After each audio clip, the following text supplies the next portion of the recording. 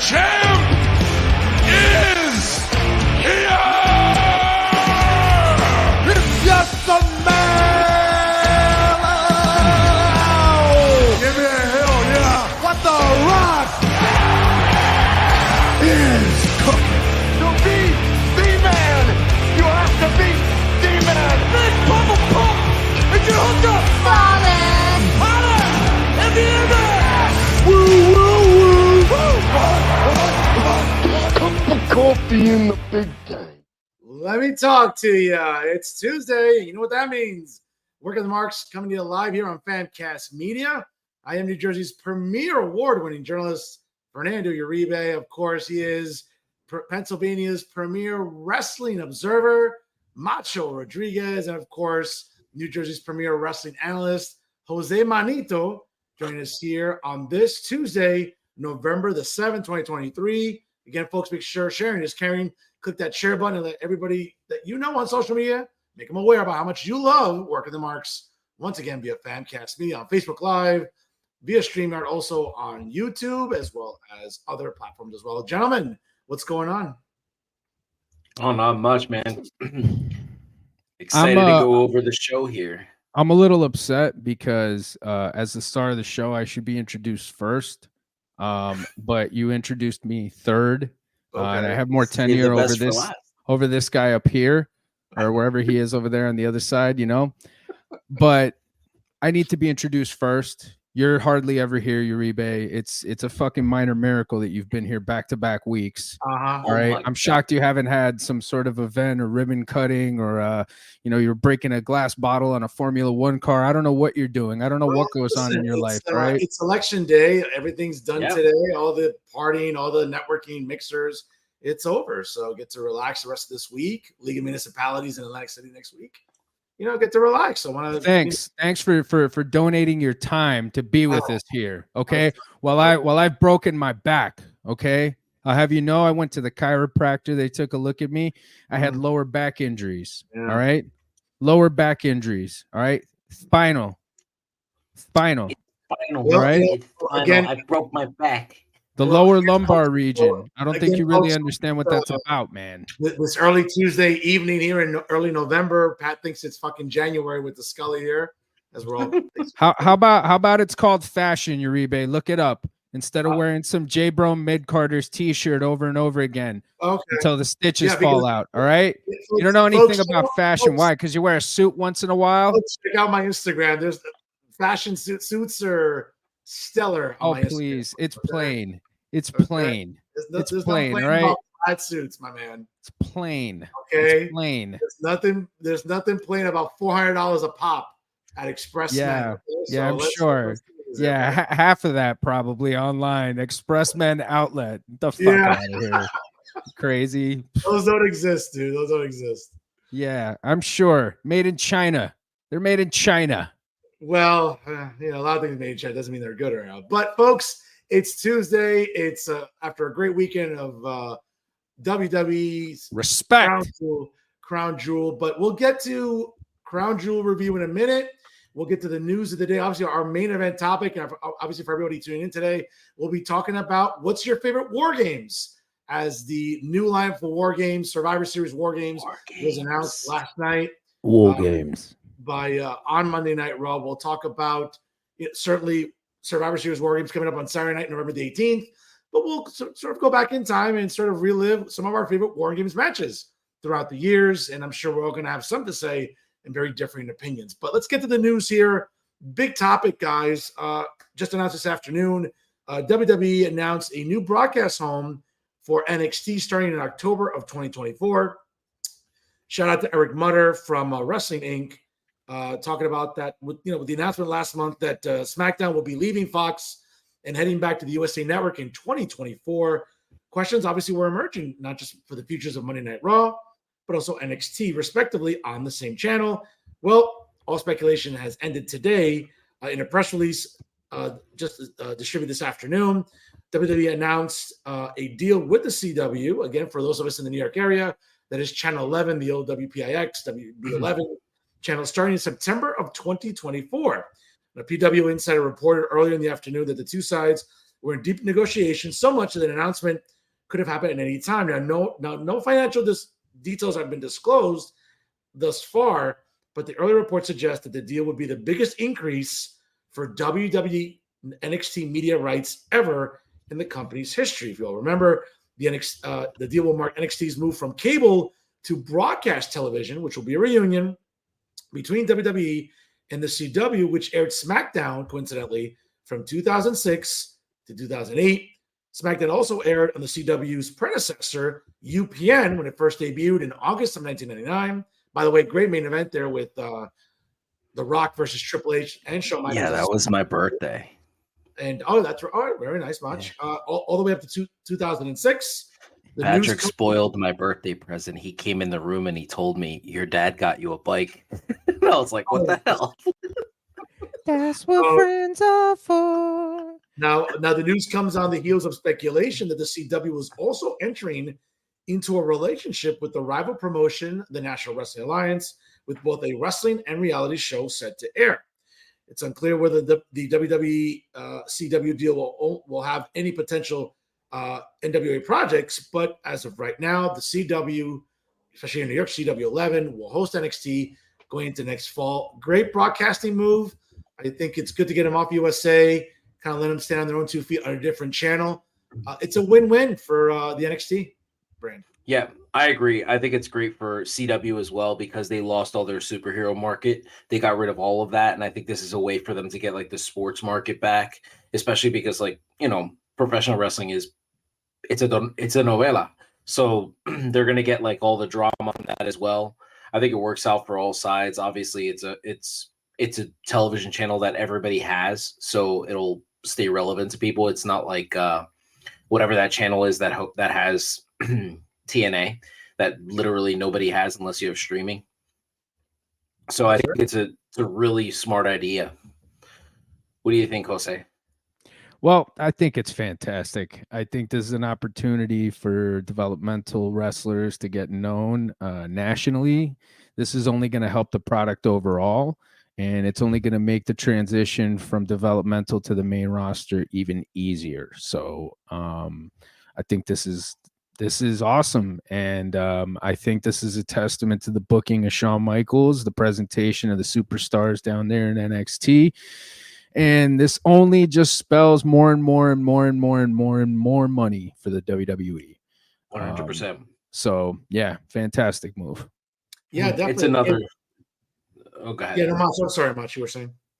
No, I was just gonna say it's another, nail in the coffin because when we get the dark side of the ring on AEW eventually, this is gonna be one of the reasons why.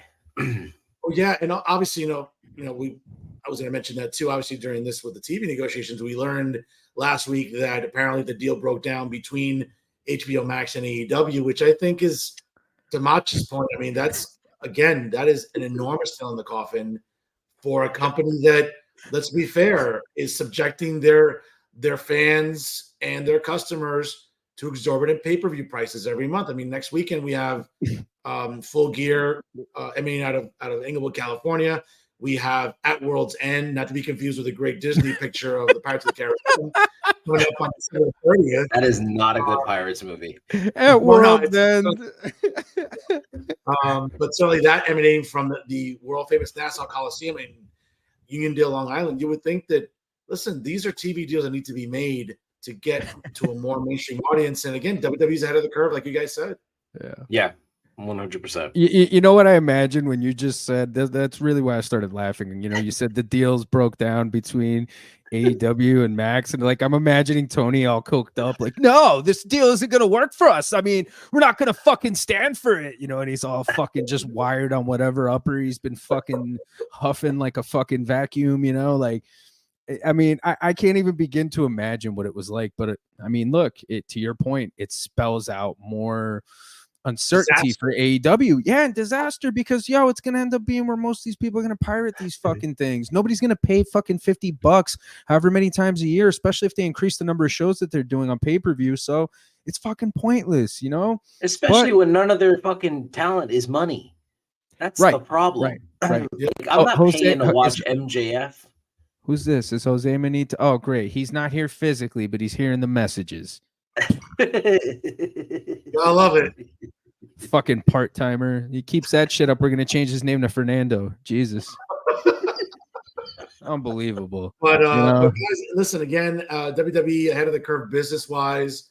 Good move for them. Remains to be seen what happens with Monday Night Raw. I think, we've talked about this off the air, but there's been some rumors circulating around that TKO might want to explore Monday Night Raw on another evening. Listen, I'll tell you something. And it's very business driven. We know what TKO and Endeavor are, and we understand that there's metrics that they look at. And I don't know, they're just maybe overreacting to what the ratings are during, between September and January when the NFL is on Monday nights. But listen, for 30 years, Raw has been institution. And I get that Pat's, more flexible about, things change and not the worst thing in the world. I just kind of look at Monday Night Raw as the name. It's the institution. It's not the worst thing in the world in terms of what's going on ratings-wise. They're still pulling in good numbers. It's Survivor Series is coming up, one of the original 4 pay-per-views. Fans get into it. Come the Rumble, the same thing. Come WrestleMania, the same thing. I'd hate to see Raw move from Monday nights, but we'll see what TKO is going to be doing with media rights. We know that SmackDown's moving to USA.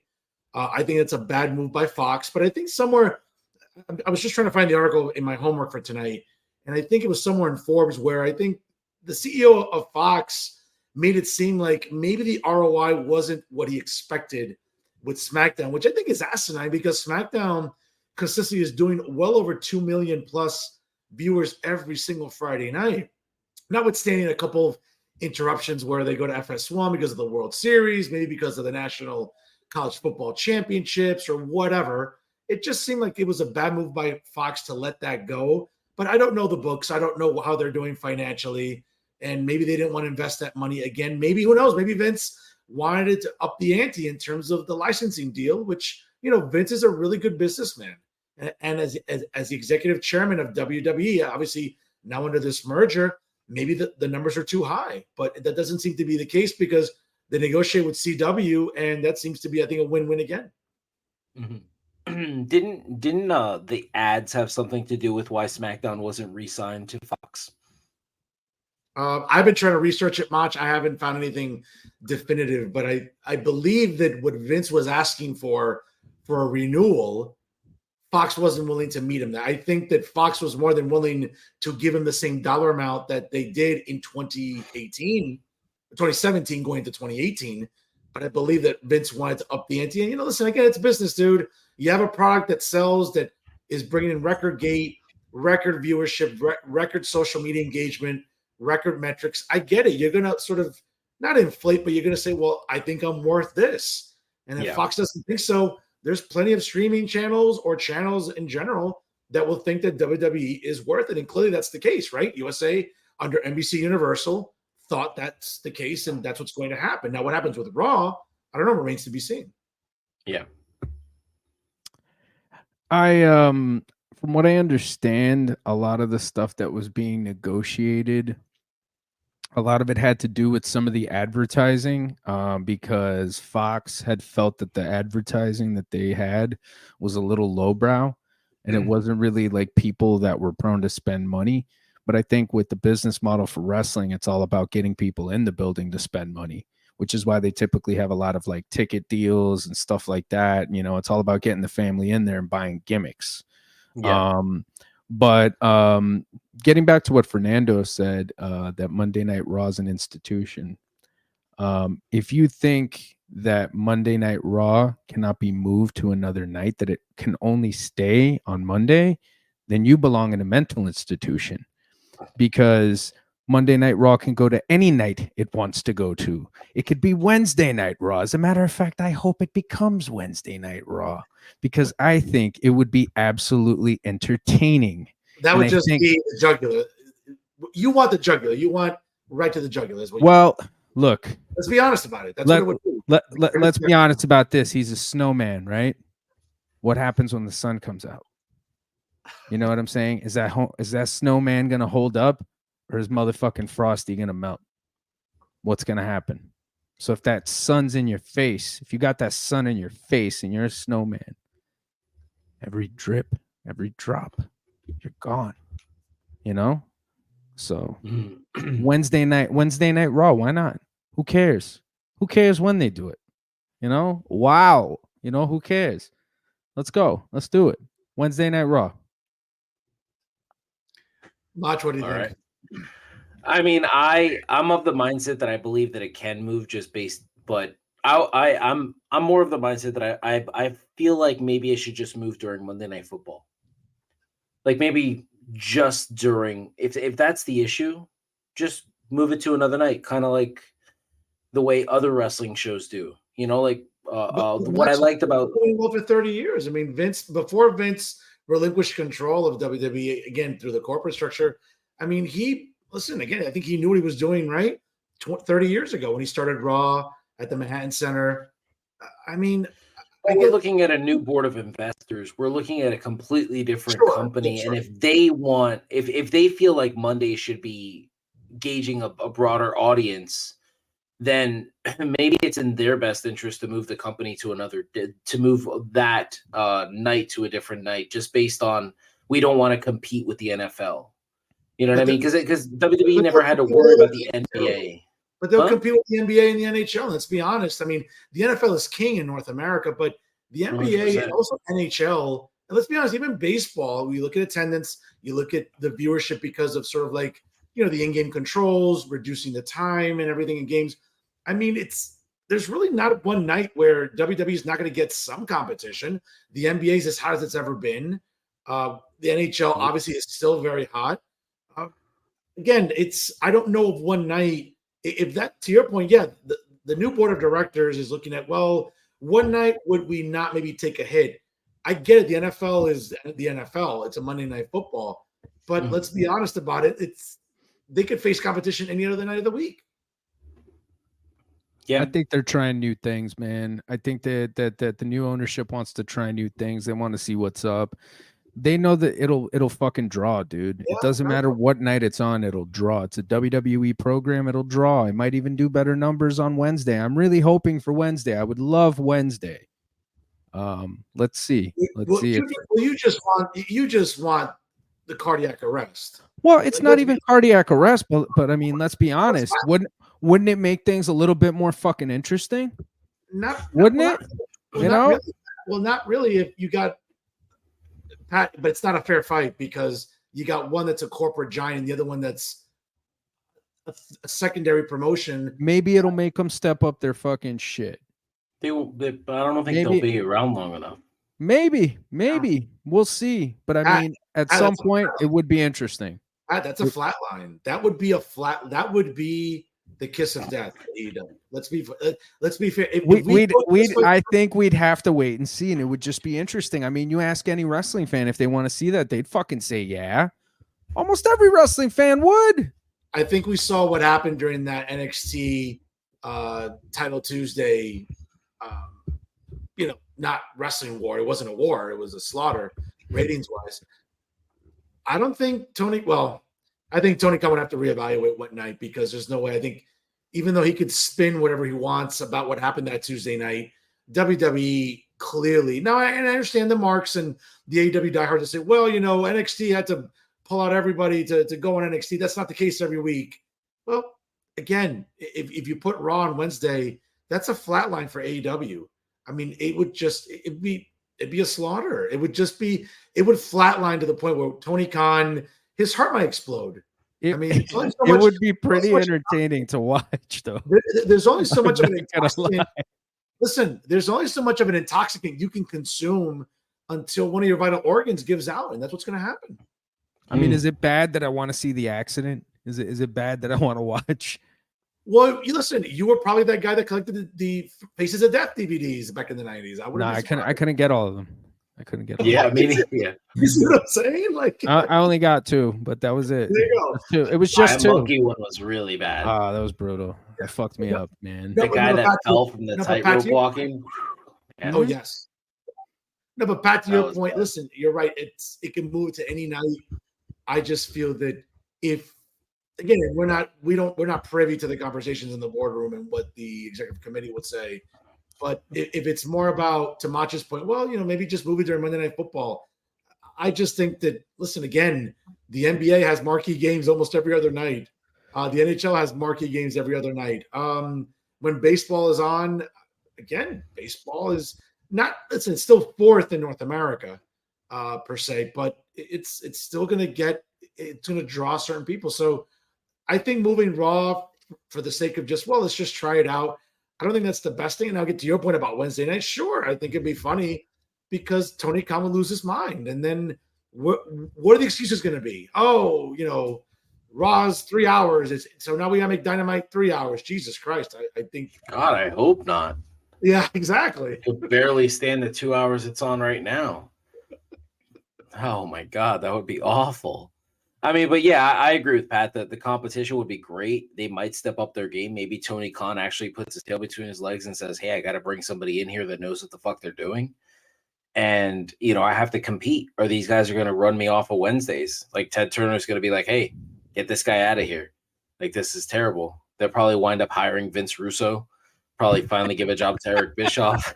I think that's probably what will wind up happening. Wouldn't that be something to sort of rehash that like 20 years later? It's crazy. It's like a textbook death, It's like crazy. Yeah. Jesus. Guys, in other news, interesting. I want to get your thoughts on this. Former WWE personality Jonathan Coachman appeared this week on Insight with Chris Van Vliet, which by the way, let me just say this about Chris. What did you talk about the Choach?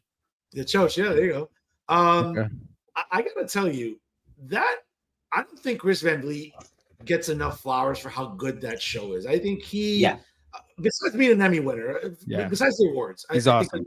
There's a lot of good shows that don't win awards, but when you look at Chris Van Vliet, I mean, he is a guy that has never ever threaded in my humble opinion, has ever threaded the line of being a mark on the show and letting that sort of accentuate itself into the presentation of the program. I think he's a solid interviewer. He's relatable. He's likable. I think he also can make fun of himself.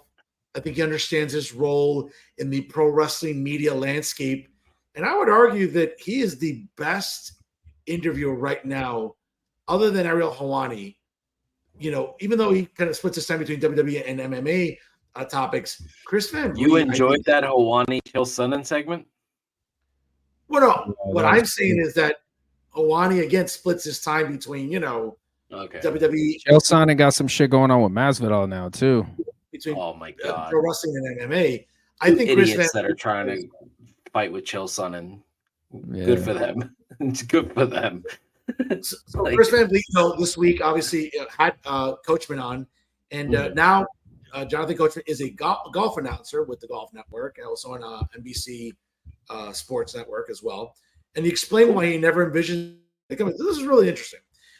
He said, quote, which I'm glad for because I think he's useless, just like Byron Saxton. More on that later. Quote, I went back to WWE in 2017, and I kind of instantly knew this is not really what I need to be, where I want to be. But it was a nice bridge between ESPN and what the next full-time thing was going to be. In my personal life, I was moving to California, so I didn't really know what I was going to do next. So I went back, and it was fun. But the people I work with on the shows, I don't know what it was, but didn't really want me to be there. So when I got switched to the pre-show host role, that was fun because that was just once a month. I had to show up, and that was cool.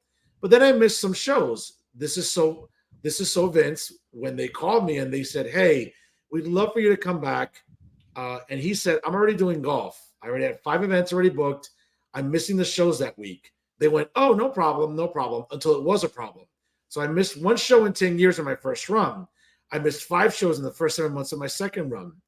Coachman pointed out that WWE's business schedule at the time saw a majority of employees working 52 weeks a year. This in turn induced a sense of burnout, a lifestyle that Coachman was not in favor of. The major tipping point, however, emerged in 2020 when Coachman served as a pregame host for WWE's XFL League. He goes on to say, unlike many of his colleagues in the XFL, Coachman had established a rapport with then WWE CEO Vince McMahon, which prompted him to trust McMahon implicitly. Unfortunately for Coachman, that trust was later broken when Coachman attempted to cash a big check he had held on to for a few days. I could put the check in the bank. It bounces. So I texted a high executive at WWE and get a response. Oh, that's a lot of money. I said, I agree. Can you just call Vince? Let's take care of this quietly. No big deal. And they ghosted me. Absolutely ghosted me. Vince had the amount of money in his back pocket. It really hit me hard. It wasn't the money. It was the process. I sit there and I'll never forget. I sat there one day and said, man, they really bounced a check to me. After that, I have no desire to ever go back to WWE. You know, it's kind of funny when you hear stories like this, why he would ever disclose that publicly. I mean, A, it makes him look salty, but B, I mean, it's business. Wouldn't be the first time that Vince did something cutthroat as a businessman or any other business guy who has blood on their hands.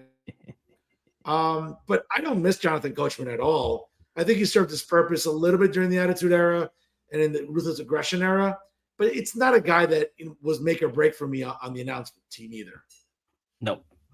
There's nothing about Jonathan Coachman that I feel like we miss in professional wrestling, but this happened 3 years ago, and he's still complaining about it now, and he's pretty successful. He did a really good job in ESPN, and he's doing a good job with golf. I don't understand why he would need to go back and open old wounds. I think Pat says this a lot. It's almost like people are just coming out of the woodwork to do anything to disparage Vince in WWE. Like, notice how he says, like, Vince had the money in his back pocket. Why? What's the purpose of this? Did he? Did he actually have that amount in his back pocket? I'm sure he did. I mean, shit, he probably had that shit in his shoe. Like, I'm sure it wasn't even that big of an amount.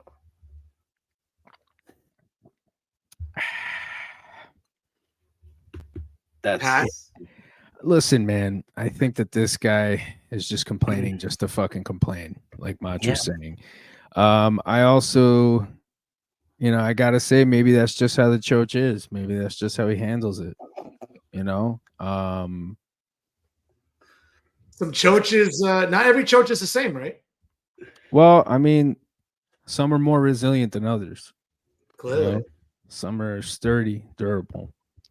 But I just think that he's just, he's just being the way he is, man. And it is what it is. And look, you're not the first guy that this happened to. He's being a little roast beefy, if you think about it. He's being a little roast beefy, guys. Well, I mean, sometimes it gets a little roast beefy, but it's not from taking a beating. It's just born that way. You know what I'm saying? Yeah. There's a lot of science that goes into it. It's not as cut and dry as some people might think it is. But that being said, I just think that, it's kind of lame. I get it. You're salty. Maybe there's other ways to handle it, but the Choach did his thing. He was good. He was good at what he did. He did it for as long as he needed to. That's it. His time was up. They got another one. They got Byron Saxton. Byron Saxton filled the void. There's a bunch of other guys that fill the void. That's it. That's what they got you to do there. Do it, it's interesting, right? That to Macho's point and your point, Pat, that sometimes guys wait years to sort of air grievances like this. And, if he's serious about never going back, I mean, well, this is certainly not going to help his case. If he ever needs a job again, right? With TKO and Endeavor, certainly making Vince out to look greedy or whatever the underlying tone is there, certainly doesn't help, I think, when it comes to either, burying the hatchet or just moving on to your next project, which it seems like he's happy. Obviously, and listen, let's be fair. I mean, it's a company that, to his point about burnout, that could be a serious thing. I mean, you're working 52 weeks a year. If you're on the announce team, you're working 52 weeks a year and sometimes multiple days a week. So it's not made up for everybody. I know that as fans, we say, man, it'd be a dream to be doing this and be doing play-by-play. Case in point, Pat and I were big Yankee fans. I'm not sure much if you are. We've never really talked about that, but we're big. Oh, there you go. Okay. I was not aware. Now I know.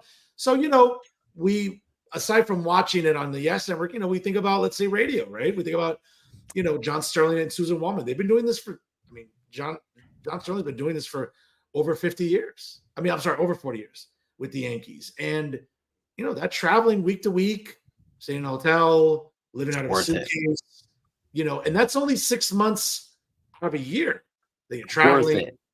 No, it is. What I'm saying is that not everyone's cut out for that. again, that's only 6 months out of the year where you're living out of a suitcase, you're traveling all the time.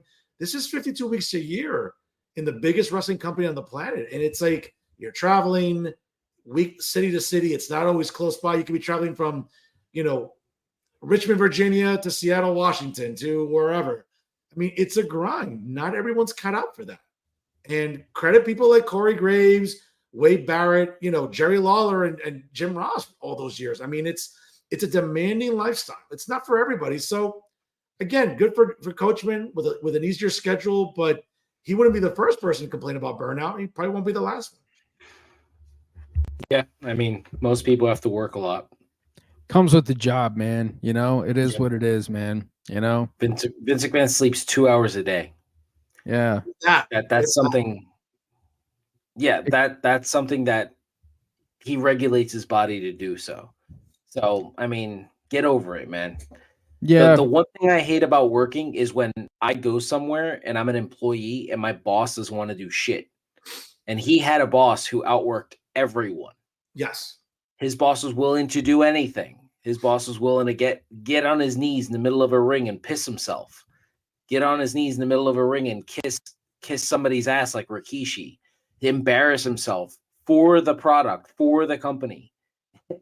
And you were told go out there for a 30-second segment, let The Rock make fun of you. Go out there and do commentary. Don't fuck it up. I mean, he just sounds like a crybaby. That's what he sounds like to me. And again, because not everybody has that. Listen, not everybody is going to have that luxury and privilege to work in a business like that. Yeah, we all talk about it. We watch PLEs and we think we'll be good broadcasters, right? I think I could be a funny color guy. You guys could be good play-by-play guys, whatever. We always think that as fans of any sort of media or entertainment. But the people that get to do it every single week, I mean, those are professionals that, listen, they've earned their stripes, they cut their teeth, they've rolled their sleeves. Some have been at the right place at the right time. It's not for everybody. And if you can stick with it and adapt to it. Listen, I don't like Michael Cole. I think Michael Cole has been the most vanilla guy for 25 years, but he's been good at what he does. He's a good company guy. He's done what's been asked of him. And again, the grind has not gotten to him, right? And others as well. I don't know, man.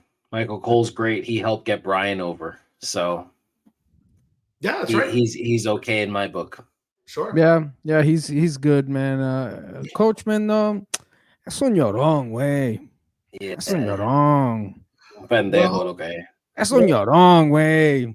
Well, speaking of broadcasting, and obviously guys that sometimes we don't care for, guys, this past Saturday on Peacock, Crown Jewel emanated from Riyadh, Saudi Arabia.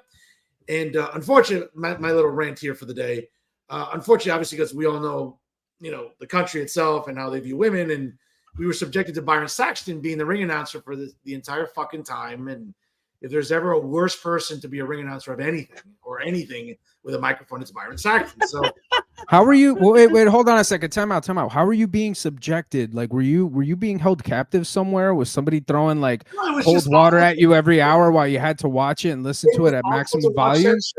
And have that guy be the ring announcer the entire PLE. So that broke that was like a make or break thing for you with this event because Byron Saxton was the announcer. It was probably the most uncomfortable thing the entire time. I get it. It's Saudi Arabia. They're ass backwards, or they're not going to have Samantha Irvin on, in the ring in a full bodysuit with her amazing voice, which she's the best ring announcer in wrestling. Let's be honest. And I get it. We were subjected to Byron Saxton for fucking 3 hours, and he's horrible. He's horrible on the microphone. Who cares? No, I'm just. Who cares? I mean, it's such a crappy thing to complain about. Like such a silly thing to complain about. Byron Saxton, he's horrible. Okay, great. Did your fucking ears bleed? Geez, you complain more than anything. Why do you even watch it? It was unpleasant. That's all I'm saying. Did you mute it? Did you mute it while he was talking? Maybe you could have done that. Intros, yeah, which was like it was. Would you prefer that next time they have it in American Sign Language? I prefer to have it in America, but that's another conversation. But I get it. And it wouldn't be Crown Jewel. Then it would be Crown Jewel. But a great card once again. Obviously, during the kickoff show, Sami Zayn taking on JD McDonough. Great match, you know. Good. Sami Zayn, an incredible worker. JD McDonough has that Chris Benoit type of figure and physique. It's weird, you know. I really like JD McDonough. You said his name. Dee's gonna get angry. I know, right? You know, JD McDonough, I think, has come a long way from a guy that was, I think, always decent in NXT. Good worker, got better with, right? Got better over time. Got better on the. He's always been good. Yeah. He Jordan Devlin's always been good. Yeah. Good match, guys. You know, between Sami Zayn and JD. Yeah, no, definitely a good match to kick off the show for sure.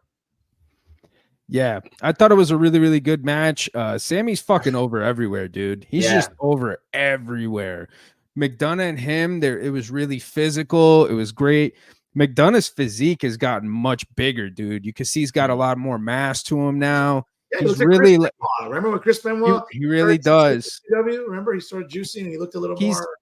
Yeah, he's got that early WCW Benoit thing, but he's also got a little bit of fucking Pegasus Kid. Like, I don't know, man. He kind of reminds me of him when he was in Japan. He's been on television for television for 2 months. He's already bigger than Adam Cole. It's crazy. Yeah, that's pretty easy to do. But you know, look, man. Regardless of his facial deficiencies, I think that this guy's a fantastic wrestler. I think that he's been able to rise to the occasion. And come on, don't make fun of someone's disability. Come on, don't make fun of someone's. That's not a disability. It's not a disability. You know, Paddy is not a fucking disability. Hold on a second. Potential or median form of dwarfism isn't a disability. Whoa, I'm not going that far. I just said the face, he's bro. 5'11", I'm just saying the face. Yeah, he's probably taller than the both of us, stacked on top of each other. I mean, come on. He's definitely taller. You wear lifts already. Who are you talking to? Yeah, you wear lifts. I never wear lifts, my man. You are out of your mind. Are you pulling an MJF? You got the Ron DeSantis edition of the lifts. Folks. Come on, check that vape pen on this guy. You are out of your mind. You've never seen me wear lifts, my man. You are out of your fucking mind, bro. What are they lacing? What are they lacing that shit with? You're fucking adjusting, bro. I'm just saying, no, because I thought I seen you with the lifts the one time. The one time. You've never seen me with lifts, my man. Okay, you're like Men in Black, bro. That you got the outfit that it's the regular you. Yeah, there's a little Fernando with the regular size head, and he comes out. All right. Sorry, wrong guy.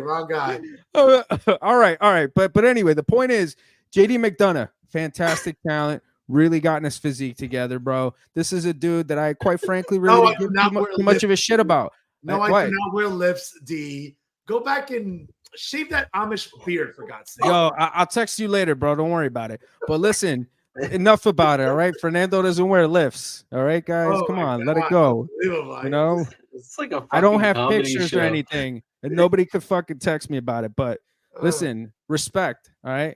I'm Jose Manito, bro. I know what I'm talking about. But JD McDonough, bro, yo, like I wasn't really interested in this guy. I thought he was kind of meh, you know. And now he's fucking interesting, and he's really fitting into this role with the Judgment Day. Guys, he's having fantastic matches. Let's be honest. This is 2023 Sami Zayn into the bloodline, almost. Not the comical aspect of joining the faction, but it's almost like the equivalent of it to some extent. Yo, am I the only one that gets Team Hell No vibes between JD and Damian? I could see them do a lot of different things. That could be a possibility. That certainly could be a possibility. But I just think for a guy who kind of on the surface early on, you know, when he started kind of fucking with them and getting involved with that angle, it kind of looked a little like, you know, they're trying to get the Irish guy in there because he's Finn's boy and blah, blah, blah. But then, like, little by little, he really started to, like, become more and more interesting. And you always knew that he had the fucking goods in the ring, but it was just a matter of finding that thing that made him compelling or interesting. And I feel like he's starting to kind of tap into that. But Judgment Day as a whole is just the shit. They're the fucking best right now. The best. Man. This is better than I think the Judgment Day right now at its peak is better than anything with the bloodline that I can remember. No. Let's not get there yet. But I think that this is starting out really, really well because it's still very early on with them, man. The bloodline, bro. Mostly Roman, though. it's mostly Roman, but they don't have anybody in that group that really generates those kind of numbers, if we're being honest. And that's no knock to the fucking Judgment Day. If we're talking about numbers, then you're absolutely right. But in terms of just what we're watching on television, it's just much more compelling to me. I've never really been a big fan of Sami Zayn. Guys, I disagree. You go back to the fall of 2022, going into Survivor Series War Games, and the Bloodline with Sami Zayn against the Brutes and Kevin Owens and McIntyre. Mm-hmm. I mean, it was still good. It was very compelling, the storyline about going into that War Games match. I think you can almost you could try to replicate that this year, but I don't think it's going to come close though. The Bloodline's been really, really good, man. I mean, I don't even want to compare Judgment Day to it. I really, really don't, because I feel like Judgment Day is great in its own fucking right, and it's doing something that's just as good, but not really what the Bloodline would. Because think about everything that came from the Bloodline. Think about all the storylines, all the feuds that stemmed from it. It's crazy. But JD McDonough, man, fucking doing a bang up job, bro. And this was a really fucking good match, man. No, definitely. Moving on in the card again, in no particular order. Cody Rhodes and Damian Priest, really compelling, great storytelling. Obviously, you saw the dynamics in there with the Judgment Day, obviously, and Cody's amazing. I mean, the reception he gets anywhere on the planet, great talker. And again, I said this before, I think on a previous show about Damian Priest. To think how far this guy has come from where he was in the indie scene, going into NXT, winning the North American Championship, then teaming with Bad Bunny in 2021 in Tampa during WrestleMania against The Miz and John Morrison, what he's done since then, holding the coveted United States Heavyweight Championship, certainly turning heel, being with the Judgment Day. I think that you've got to look at a guy like Damian Priest in the last 5 years. Holy shit. You're talking about a guy who was good in the indies and how he's elevated himself. Good talker. Being a heel suits him a lot better than being a face, in my opinion. But that's just me, guys. Yeah. They've transitioned his character too. By allowing him to be bilingual on screen, I think it's actually added depth to his character, because when he was just Damian Priest in NXT and when he was the babyface, he was just one specific way. Then they realized that the Bad Bunny stuff actually helped further him along. And now you could tell, like when he yells at JD McDonough and he does it in Spanish, I feel like people, they vibe with that. They're like, yeah, man, that's like my abuelo or my dad yelling at me like that. It's definitely like added depth to his character. And obviously the will they, won't they with the send your money in the bank and everything. Yeah. He's definitely been super interesting. I actually wasn't the biggest fan of this match. I feel like Cody's work these past 2 months has been kind of sloppy. Like just watching him compared to what he did with like Lesnar and Rollins, I just feel like even the way he's doing the Cody cutter and it looks like it's unsafe for him landing. There are just certain things I'm watching Cody Rhodes do, and I'm thinking, like, why? When he's taking German suplexes and he puts his arms in the wrong direction to land, like, I just don't understand. Like, is the purpose of him to, like, elongate his career? Is he trying to get injured again? I mean, obviously he's not trying to get injured again, but I'm just watching him right now thinking, like, this isn't the same Cody that we got. I don't know if he's just getting complacent. Maybe he's just holding it all in, getting ready for to lose again at WrestleMania this year. I don't know. I gotta agree with you. I've been a fan of Cody's work lately. I think he's just been fantastic. The character work, everything. He's super over with the fans.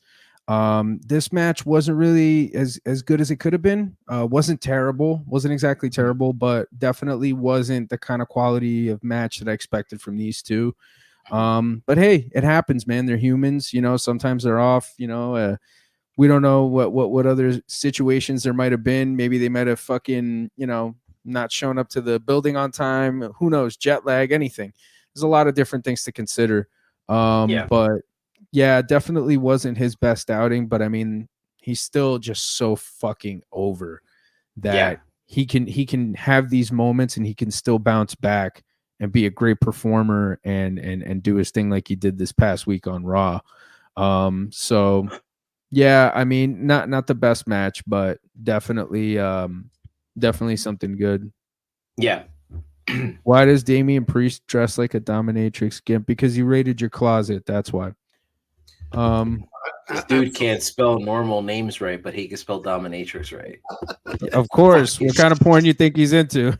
Hey, in another match that, and to me, I have not taken this much delight in watching a beatdown of John Cena since SummerSlam of 2014 when he faced Brock Lesnar.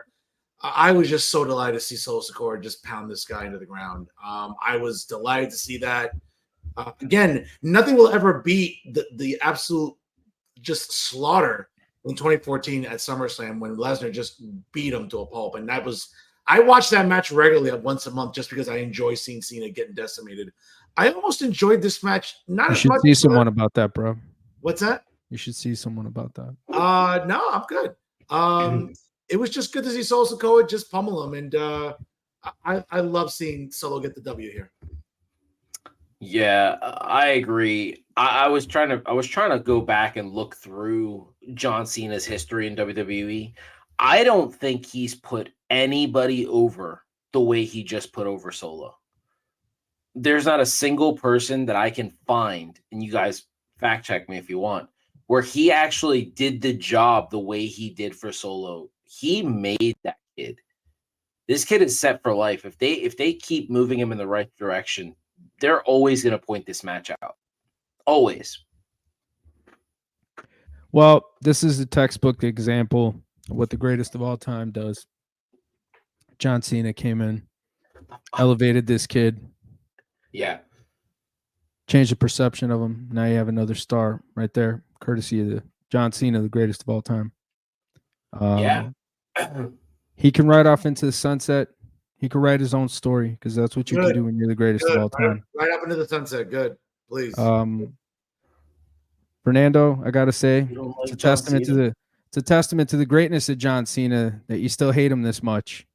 Yep. Okay, because that's how good he is at his job. He can make you love him or hate him or both. Well, I've never loved him, so okay. it's not. Yeah, he could do one or the other. He could do one or the other. Okay, that's how polarizing John Cena is. All right, a legend, sure. the greatest of all time. You think he's better than Sean, as it says here in the chat? No, the greatest of all time. The greatest of all time. Oh, gate, merch, metric, sure. Not worker. Not worker. The greatest of all time. Okay, well, all right. I think context is important, right? Isn't context king, ladies and gentlemen? The greatest of all time. Okay, well, I suppose. I mean, that's what they're calling him in the company. So John Cena. Okay. Real American hero. Hey, listen, if that's he was a Marine. If that's what they want to push in the narrative, in the announcement, that's great. If that's what they're not pushing a narrative. If that's what's they're just stating facts. If that's what's fed into the ear set for Michael Cole and everybody else. Nobody's feeding anything into anybody. Oh, really? No, it's just facts. John Cena. Announce him as that now. John Cena, greatest of all time. Samantha Irvin said the greatest of all time, John Cena. Okay. That's what they're doing. That's completely instinctual. Like that's not coming from a directive from anybody. Okay. Why wouldn't it be? I mean, no, I'm saying that's what they are having people say now. Nobody's having anybody say anything. It's just a fact. They're stating a fact. John Cena, greatest of all time. Yes, he's the greatest at merch and metrics and gate and make wishes. And I get all that. That's fine. But not working. I mean, unless I'm missing something else. Really? Not working? Not working. Look at how worked up you just got when I said he's the greatest of all time. Look at how worked up you just got. Okay, that's proof right there that he's a great worker. That's proof that he's the greatest of all time. Not the greatest in-ring worker of all time. He's just not. There's nothing you could. There's no argument you can provide that's compelling. No. You couldn't even work his squashes. Okay, you couldn't even lace his boots. All right. Those sneakers that he wore. You couldn't put on his jorts. You can't even say with a straight face. You couldn't put on his jorts. All right? You can't see him. I don't want to put on of all shorts. time, John Cena. I don't want to put on his shorts. I'm in my 40s too. I'm not going to wear denim Jorts, yeah, not well, shorts. Jorts. Well, I'm in my 40s. You don't do that. Grown man wearing jorts. Yeah, you don't do that in your 40s. But where is that fucking written? I don't know. I mean, where's that fucking written? I don't know. You shouldn't be wearing that in your 40s. What fucking 40s for dummies? It's written in. I'm just saying. You can wear whatever the fuck you want to wear, whenever the fuck you want to wear it. There isn't a soul on here that believes that you don't wear jorts. I don't. I really don't. I wear cargo You don't shorts. put on Jordans and jorts. You don't put on sunglasses, and then for the cherry on top, you don't put on a Cowboys jersey every Sunday. As a matter of fact, no, actually, I don't really wear jerseys as much anymore. I just, for the record, that's the national cowboy uniform right there. No, I get that. Jordans. No, I wear my bitch. I'm a Cowboys fan shirt just to annoy people, and I wear cargo shorts, beige with ankle socks and Nikes. That's it. I wouldn't say I don't wear. I do not wear jean shorts. I'm in my 40s. You don't do that. You don't do that. You don't wear that anymore. Where is that written though? What's that? Where is it written? Well, I'm not going to take fashion tips from Pat, who wears Hawaiian shirts still. I'm not going to take fashion tips. I'm adventurous. What's wrong with Hawaiian shirts? I'm adventurous with my style. I'm not the greatest movie character of all time wore Hawaiian shirts. Many great people wear Hawaiian shirts. That's great. Cool. Yeah. Yeah, but nobody greater than you're very bland with your style, man. You're very bland. You live in New Jersey. You don't live in Tallahassee, Florida. Doesn't matter where the fuck I live. I could wear whatever the fuck I want. That's it. I could dress like a fucking giant chicken if I want to. I really don't give a shit. They might ask you to do that eventually in town. We all have to do that sometimes, right? I might for this show. I just might. I don't know. We'll see. Maybe if Vince McFamcast buys me a chicken suit. But greatest in-ring worker of all time? No. Sorry. There's no. That's not what they're saying. Well, you heard it here, folks. Fernando thinks John Cena isn't the greatest in-ring worker of all time. There you go. But the idea that it's not coming from a directive to just push that and push that and push that. Come on, guys. We know what's fed into the head. Yo, do you have the plans to the Death Star too? Do you have that too? Okay. Well, it wasn't Scarif. I'm just trying to figure out like what other conspiracies you got. Because you might have the plans to the Death Star. If you believe that they're being fed that John Cena is the greatest of all time, then you believe in other conspiracies too, right? So nothing comes from the gorilla position into what's fed at times. In some instances, not at times. Nothing's coming from the gorilla position, the missionary position, doggy style, nowhere. They all know that John Cena is the greatest of all time. And that's it. That's all there is to it. Okay. Unbelievable. So I'm imagining all these podcasters and ex-wrestlers saying that, from gorilla, they're not fed things through their headset, right? Like Vince never fed that into people's heads. Have you seen it? Have you seen it? What's that? Have you seen it with your own eyes? I will. Do you believe everything you hear on the internet? No, certainly not. No, of course not. Okay. But with established people in the business that are going to disclose that, which have nothing to lose by disclosing it to begin with. Polar Nights, thanks. We love you too. Just saying, Pat. Just making that observation. But moving on in the card, again, just great seeing John Cena get destroyed in the match. For the coveted WWE Women's Championship, Io Sky defended against challenger Bianca Belair, and another great match. Hell yeah. Two great workers. Phenomenal. Not as good as the Backlash match, but it was very good, though. The future ex-wife, Io Sky, looked amazing. Bianca Belair, great worker. Interesting seeing the return of Kairi Sane. I know had been rumored that a return was imminent. Sky Pirates, baby. Yeah, great way to sort of insert her into the match, create that disbelief. Maybe there's some dissension within Damage Control with Bayley I know Pat was loving the full body suits there, obviously, in certain instances. You know, I just want to say that I thought all the women looked fantastic.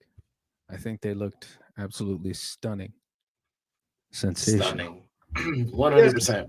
That's sensational. Fine. Great match. Great way to create this belief that Damage Control could be disintegrating. Who knows? You have to love the marks online that just immediately jump to the narrative of, well, with Kairi Sane joining and helping EO, maybe they turn on Bayley. Maybe Bayley needs a partner. Maybe that'll create an opportunity for someone to come back. I don't see that happening. That's another argument, but great match still between Io Sky and Bianca Belair, guys. Yeah, I agree 100%. I don't think that AJ Lee is coming back, Fernando. People need to hang that up already. But all in all, I thought it was a good match. I thought all the girls looked great. Great to have Kairi Sane back. The best elbow drop in the business. Can't wait to fucking see her back on TV.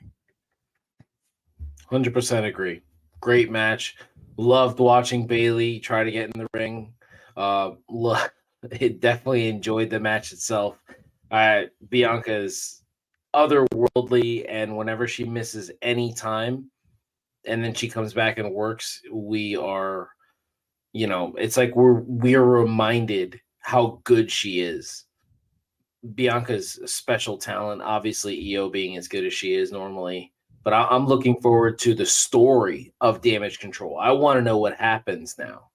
And, that's what wrestling is supposed to do, is leave you with questions. I have questions. So I think that's a good thing. Absolutely. For the coveted United States Heavyweight Championship, champion Rey Mysterio defended against the social media influencer, the megastar Logan Paul. Great match. And a shout out to Logan Paul. There was a moment in the match where having just great ring awareness really preventing what could have been something catastrophic for Rey Mysterio. So great match, great finish. Starts to set up the belief maybe of a Santos Escobar turn. Oh, yeah. Who knows? Maybe, what will happen with the Latino World Order. But listen, Logan Paul, 8 matches in, and he gets it. Great, very good athlete. I think he's a better pro wrestler than a boxer. I think his brother's the better boxer in the family, but that's just my opinion. Great match. I think Logan Paul helps elevate the coveted United States Heavyweight Championship with it. And obviously, he's a guy that gets social media engagement, metrics. Yeah. He's a global name. I think a win-win for, and listen, no knock on Ray. It was great to put the title on him. Maybe one last run in a main event type of spotlight for the Hall of Famer. Not the worst loss in the world for Rey Mysterio. He can keep losing. It doesn't matter. It doesn't hurt his stock. He's iconic. And I think the sky's the limit for Logan Paul. Yeah. I think it's a way to get the title to movie premieres, to Impulsive. I mean, yeah, it was, I don't know. The match itself was okay. I didn't expect too much from these two because I feel like Logan needs to work someone around his size. But that spot and him saving Ray from falling, I mean, that's a vet thing right there. And that definitely showcased his ability to think on the fly. But, what I realized is I don't think fans are unhappy with this. There's no marks crying on the internet that he's the U.S. champ. I think people kind of wanted this to happen. And that worries me because the whole point is to get heat. I don't think he's catching any heat right now. I think people are happy he's the U.S. champ. So how long does he keep the title? Because if people are happy, I don't think that's in the plan. I think they kind of need him to be the heel. Either way, he's dropping that to like LA Knight at WrestleMania probably. So yeah, I thought it was a really solid match, man. I thought every time Logan Paul's out there, dude, he's just better and better each time. As far as him and his brother go, I think they both should be in wrestling. They both should be involved in the business. And I think that they would both be excellent heels. They're not really great boxers. That's a whole niche entertainment fucking market. And they've done well with it. Don't get me wrong, but I think that the both of them would be really, really good in the wrestling business as a tag team. Maybe a stable with them and Austin Theory, which I keep lobbying for in case anybody's ever listening. But Logan Paul's awareness, man, just everything that this guy does in the ring, the way he moves, like it's crazy, dude. This guy moves like a vet. And I think, he has the right support system around him to help him grow. And I think that we're going to be seeing a lot more of Logan Paul in the future. But, to Macho's point, I think him and LA Knight for the United States title would be a really, positive step for him. But more on that later. Again, great match. And again, the sky's the limit for Logan Paul. We're going to see how they present him as the U.S. champion. I think what's great about Paul, though, guys, is that less is more. And there's not a need to put on Logan Paul every single week. I think he, too, has become an attraction. I think because of his status globally and what he represents, I think it's not the worst thing in the world. I know some marks online say, oh, well, now the U.S. title won't be defended on TV as much because he's not on TV as much. I don't think that's a bad thing per se. I think picking and choosing these moments when Logan Paul appears on television, I think is a smart business move. It can too much to be bad for that brand, but that's me. This is what's so fucking corny about marks sometimes, that they have like these unwritten rules about wrestling that the title has to be defended at every fucking TV show, and he's got to be there and he's got to come out and do something and say something and this and that, and like, you don't understand how fucking building an attraction fucking works. You people don't know anything about this. Like, yo, when he's on, and when he's on, it's fucking good. Yeah, it's good. Okay, I could understand if it sucked and they hyped it up this much and they did all this promotional work for it and it's a fucking flop, but it's not a flop. The dude has delivered every single fucking time. 100%. He's a star, man. Like even these people complaining about Roman's title defenses, bro. Who gives a fuck? Who gives a fuck? Who cares how many fucking times he defended it? Who gives a shit? He's drawn ratings. He's been entertaining, and he's always delivered every fucking single time he's shown up. And guess what? You're getting fucking worked because they know that marks complain about this shit, and they're doing it on purpose to keep you coming back for fucking more. We'll save the Roman talk for after we. Yeah. Obviously, the Women's World Championship, Rhea Ripley going up against Nia Jax, Shayna Baszler, Raquel Rodriguez, and the South Jersey down the shore soccer mom, twice divorced, Newport smoker, Zoe Stark. Great match. The MVP of the match, you mean? Yes, MVP of the match, without question. Zoe Stark, she was the entire reason this match flowed as well as it did. Yes, absolutely. And Rhea, again, retaining. Not a surprise there. I think the way they're just elevating Rhea Ripley, I think, is amazing going into what we believe will be that big show in Australia in February for Elimination Chamber, that PLE. Great match. And to Macho's point, Zoe Stark helped contribute to a lot of the fluidity in that match for sure. Yeah, 100%. Yeah, she was really good. I really like that we continue to tease this whole Rhea Ripley and Raquel Rodriguez being like a massive feud for years to come, because just watching them slap the shit out of each other, it just warms my heart. Just big women just beating each other down. It was real fucking nice. Yeah, enjoyed that. I thought it was a really good match. I thought everybody got their shit in. Everybody looked like competitive. They looked like they had a chance in the fucking match. The psychology of the match was fucking solid. And man, Rhea could just wear anything and she looks great. Even in the full body outfit, she still looked amazing. And what a performer, what a fucking talent. We're obviously heading in the direction for Elimination Chamber, which is probably going to be a big match. Perhaps it could be her and Becky, maybe the first time that happens. Maybe we get a second match at Mania. We don't know. I think the way they're pushing to keep Becky away from the title right now, I think that's a Mania match. It could be a Mania match, but they could have that first match at Elimination Chamber, unless they want to give her moment at Elimination Chamber and just have her win the Chamber match itself, like in dominant fashion, which that would be cool. And they could put her in the main event. But So, who knows? So are we hypothesizing that Becky could win the Rumble, but could face her maybe at the Chamber match, or that Rhea will win the Chamber match? I don't know, man. Because here's the thing: you have 2 titles. You know, you have 2 women's titles. So one is going to be the Rumble winner, and the other one's going to be whatever fucking match you probably have, which will be the Elimination Chamber match.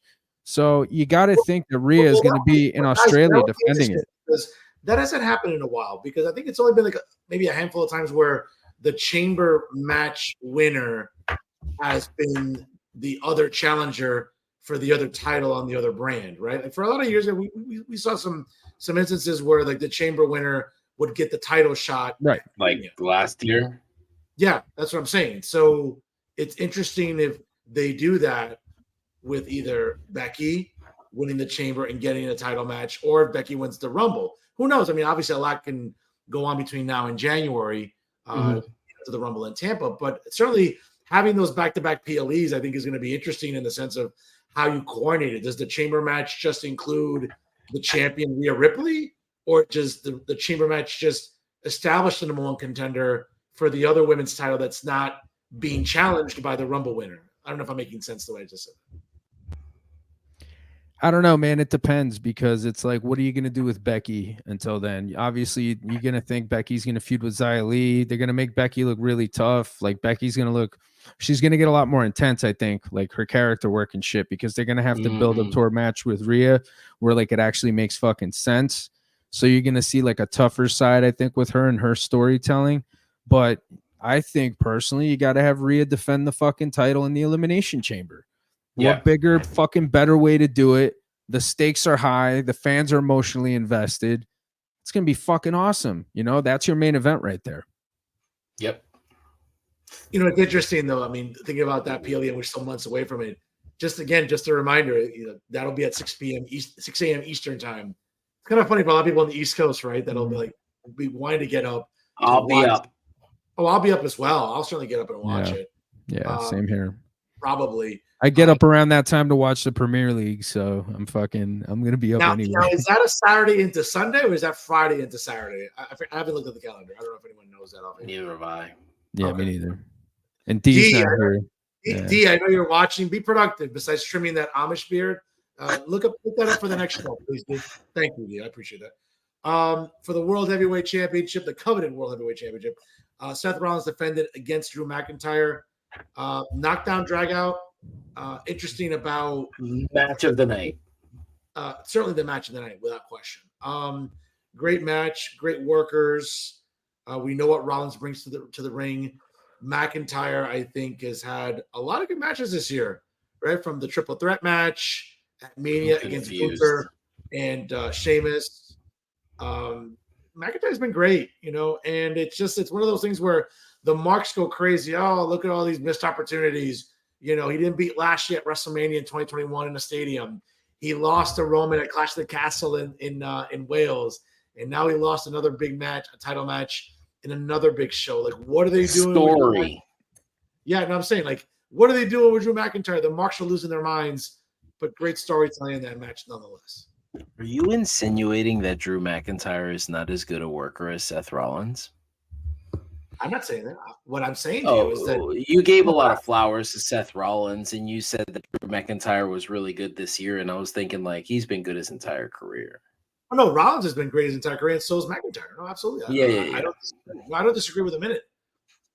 No, I was just curious. The way you phrased it, I guess, made it seem like you weren't a big fan of Drew McIntyre. And I just wanted to ask, what would make you think he's not that good? I think he's stellar, especially being the size that he is. He's just a really good worker. But I think at this point, Drew McIntyre not winning the big one in front of the stadium crowd, I think it's become a part of the story now. It's the story being told to us on television. Yeah. Yeah, I think at some point, you know, there's going to be a big turn with him, you know, and he's going to snap and he's going to become super unhinged. This is just character development right now.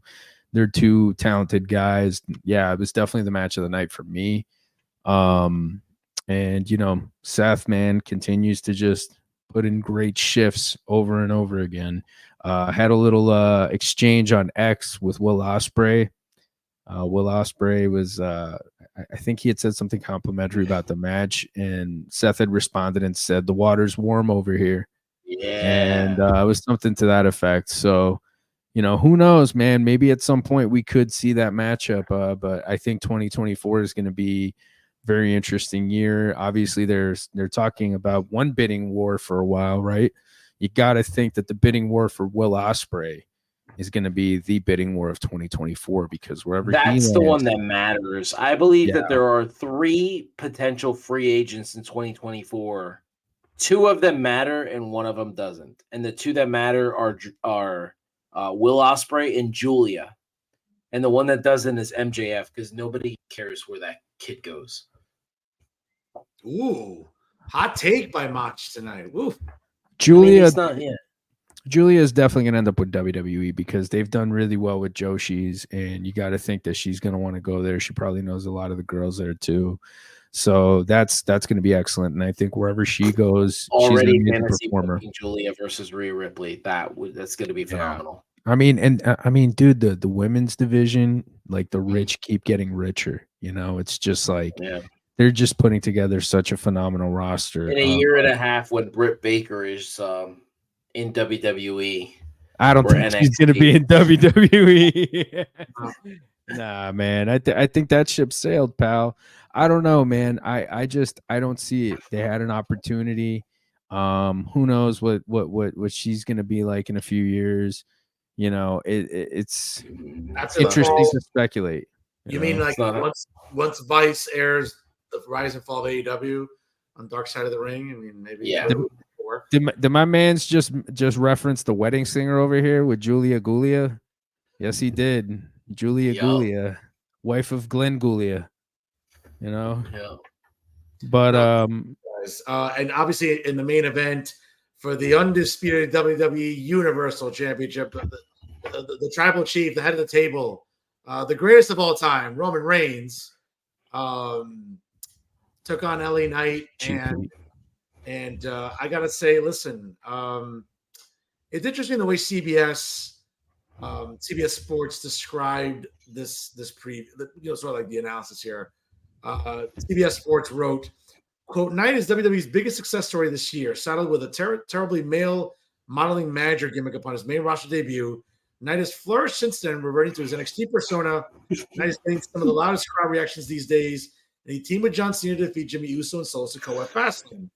Knight has shined in verbal altercations with Reigns on SmackDown, and went on to take on Roman Reigns in one of the better matches of the evening. Listen, I like seeing that pop he got. We all know the pop Roman gets. It was a good match. I know you guys as workers will probably disagree with me. I thought it was a good match. I think we all. I think me and Pat are going to disagree on this here. Okay. I enjoyed this match. I don't think he came out looking like a megastar. Like I think that's what people wanted. But I actually enjoyed this match. But Roman Reigns is in my personal top 5 all time. So it's really hard for me, and I mean that wholeheartedly. It's really hard for me to find a match that Roman has that I don't like. So I don't know if I'm being objective here. I don't know if I'm actually like, oh, this match was good because they both played their part, or if Roman is just Roman. He's just that good to me. Would you say that this is one of the best matches in his entire run? For Roman? Yeah. Would you say that this is up there with some of the best matches in his entire run? It's no. Yeah, exactly. The fact that you have to think about it says no. No, okay? I didn't think about it. I told you no. It's not a good match. It was as good as the Sammy match. I don't think so. I think the Sammy match was better. The Sammy match was hotter. This match was okay. It was okay, and it didn't need to be okay. It needed to be very good. Well, Pat, I think it was a good match. I know you'll disagree. I know the marks have gone crazy. Of course. And what was it that you read before? You read that thing? What was it? It sounded like an obituary what you were reading. No, it's an obituary for a career and a promise as a main eventer. But again, we had this talk over the weekend. this is not going to kill LA Knight's presence on television. He's still I think it's over. What's that? I think it's over. I don't think it is. I think it's over. I think the jig is up. I think he's been exposed. He's been exposed on television twice by two of the greatest talkers. Okay, well, if the rumor's true that it's going to be Logan Paul and LA Knight at Mania for the coveted United States Heavyweight Championship, then okay, well then clearly they're still thinking of him as someone that they want to put in. I mean, yeah, why not? Fucking give him a shot in the arm now. Have him work with Logan Paul. You know, that'll help him. But I think it's over. I think they've told their audience what they think of this guy. They think he's a fanboy. They think he's an Attitude Era fanboy. That's what they've said. So it's over for this guy. It's over. Enjoy that T-shirt. Maybe in like 10 years you could sell it for like $500 on eBay. So you think that Knight won't be on SmackDown for the foreseeable future? He'll be on SmackDown. He'll be on SmackDown. But I think he'll get some type of reaction because he has crowd interaction, right? He's good with that. He gets people to chant along and play along with his name and all that stuff. Okay. But at the end of the day, what you see is what you get, and that's it. You're not getting anything else out of this guy. It's one-dimensional. It's one-dimensional. Yeah, but anyone who's being intellectually honest never thought he was a main eventer to begin with. I didn't think he was a main eventer to begin with. Again, if you're being intellectually honest, you didn't think for 1 second that this guy had potential to be a main eventer at all. I thought that at least if the popularity continued and the merch sales were what they were or what they're being reported, and he's getting that crowd interaction, social media engagement, whatever, I thought, listen, I would make the argument that maybe, hey, he could be the guy that they might want to put up against Rollins. That's not the case. That's not the case, clearly. And it's not going to be the case. And that's okay. I'm intellectually honest enough to admit that I didn't think this guy was going to be main eventing night one against Rollins. We all know, unless some catastrophe happens or some natural disaster, in 2 weeks in Chicago, I think we all kind of know what to expect, what's going to happen in Chicago, who's going to return in Chicago, and that's going to be the name that challenges Seth Rollins. Having said that, I don't think now all of a sudden Knight's going to lose fans and they're not going to cheer him. I think he's still over. Now, again, him challenging whoever he's going to challenge in the foreseeable future, we're going to see. But the idea that this is not Elias, this is not Zack Ryder, okay? Those are guys, again, Elias was never put in a main event title picture with anybody. And I'll hang my hat on this. Elias was over. But Damien Sandow was. What's that? Damien Sandow was. He's in the vein of a Damien Sandow as well. Damien Sandow, well, I'll say this. He won the Money in the Bank and he wrestled John Cena in the main event. Okay. And what happened after that? He became a stunt double. Okay. And that was good character work. That was good character work. That wasn't a downgrade. But he eventually faded out. He eventually faded out, man. Faded out, yeah. I just disagree with Pat that he's just going to fade out now. I think fans will still be behind him. Again, no one's saying that he's going to just, again, I never thought he was a main eventer in the sense of, hey, okay. I think you're fibbing. I think there's a part of you that thought that he was going to be a main eventer. I think there was a part of you that had him in the main event of WrestleMania Night 1 taking on Seth Franklin Rollins. I bet that there was a part of you that was thinking that. If the popularity was continuing and he was still Who's getting the heel in that? And getting good engagement, getting good metrics. Okay, I said I'll make the argument that, hey, maybe that's a guy that you could elevate there. But that's not going to happen because we all know inevitably, if the rumors are true, that some guy born in Chicago is going to step in and he's the guy challenging Rollins. And that's okay. I'm not heartbroken about it. I understand the way the pecking order works and what's going to sell. Seth Rollins and CM Punk is a hell of a bigger draw than LA Knight and Seth Rollins. I'm at least intellectually honest enough to admit that some fans are. Why do you keep comparing LA Knight to people like CM Punk, though? No. What I'm saying is that if marks online were rallying behind him and saying, hey, you know what? If he continues with this popularity, he maybe could be the guy that headlines Mania night 1 against Rollins, vis-a-vis maybe winning the Rumble. That's not the case. That's not going to be the case because we know, again, unless something happens contractually or we don't know, that CM Punk is going to be that guy. Okay. If LA Knight is on the card night 1 challenging Logan Paul for the US title, that's the ceiling. And I'm okay with that as a fan of his. Okay. But the idea that I listen, you can go back and watch the replays. D, as you're trimming your Amish beard, go back and watch the replays. I never once said that I think, I said there's a possibility it could. I think if he keeps getting these pops and this engagement in social media and merch, he could be. But I never once for a second thought, hey, listen, this is a guy who's definitely a main. I never said he's definitely a main eventer. I'll die on a hill on that one. I never said that, and I'll stick by it. At least as a fan, I understand what he is, but I also don't think he's going to fade out. He's not Elias. He's not Zack Ryder. He's not Damian Sandow. He's just not. The numbers don't tell you that. Yeah. Okay. Yeah, sure. Now, is that Macho agreeing with me, or is that Macho saying, okay, Fernando, that's your opinion? I mean, like I said, I enjoyed this match more than I guess Pat did. But I don't think he fades out this quickly. I just don't think he does anything special, like wins the Rumble or anything like that. I mean, he could, but No. I think the plan is him and Logan Paul. He'll fill a spot. He'll fill a spot. Hey, like to quote Cal Naughton, ain't nothing wrong with silver. You know what I'm saying? Ain't nothing wrong with silver.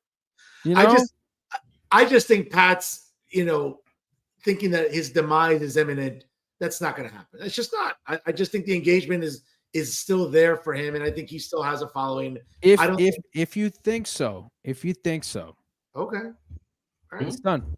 Cool. I mean, listen, I'll save this episode, and in January, come Rumble time or come Mania season, we'll see. And if he's still what? So then, what do you want? You want a fucking Oreo if that happens? I don't know. I'm not saying an Oreo. I want Oreos. I don't like. I mean, but again, I think that deep down, guys, let's shave the apple to its core a little bit. I think that there's an element of PBR that doesn't like what Knight represents in terms of the marks rally behind him. He's the flavor of the month, and I think there's an element to Pat that enjoyed seeing Roman get the win, which, by the way, but I knew Roman was going to win. There was no fucking surprise. I mean, come on. It's funny about this meme circulating now online. I'll read this. I'm sure you guys have seen it too. So, WrestleTales this weekend said Roman Reigns has only had 37 title defenses, excluding house shows / dark, in his 1,150 plus days reign as champion. Out of those 37 defenses, he won 17 matches cleanly, 19 matches by cheating, and he only lost to Seth Rollins by disqualification.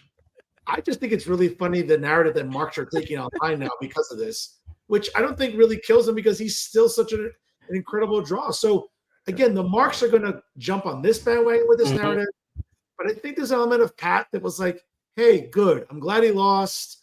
The marks are going to seethe and just be disappointed. No, I'm not. Listen, I'm not that type of person.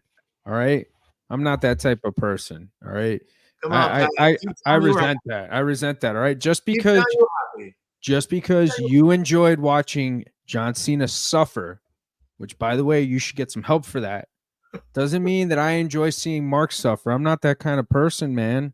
All right, I'm advocating for peace in the Middle East here, dude. I'm not that kind of guy. We have a show called Working the Marks. That's how we think. It's a fun show name. It's tongue in cheek. I know. I know. That's all it is. We just having a little fun. That's all. I mean, but come on, man. You think that I like to see Mark suffer? No, man. Mach, you buying this? Yeah, I do. I'm a vegan, dude. Well, come on. Why would I do that? I can't wait to watch the internet burn to the ground the day after Survivor Series when CM Punk doesn't join the War Games match and it's Randy Orton. Yeah. I can't wait. But guys, quick disclaimer. Wasn't it announced yesterday it's only 4-on-4? Yeah. They just said War Games. We don't know, but I think Drew's going to join the Judgment Day. They said 4-on-4 yesterday.